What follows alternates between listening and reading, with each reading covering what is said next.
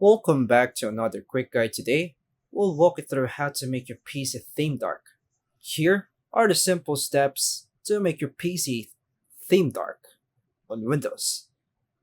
First is to turn on your PC and go to the desktop. Click the Start menu, the Windows icon on your keyboard. Choose Settings. In the Settings window, click Personalization. On the left side, choose Colors. Find the option Choose Your Mode. Click the drop down menu. Choose Dark to switch the whole system to dark mode. Wait for the theme to apply across apps and menus.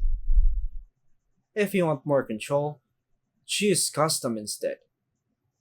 Under Custom, set Windows Mode to Dark. Then set App Mode to Dark as well. Scroll down and turn on transparency effects if you prefer a softer dark look. Close settings. Your PC is now using a dark theme. And that's all for now, folks. Thanks for watching.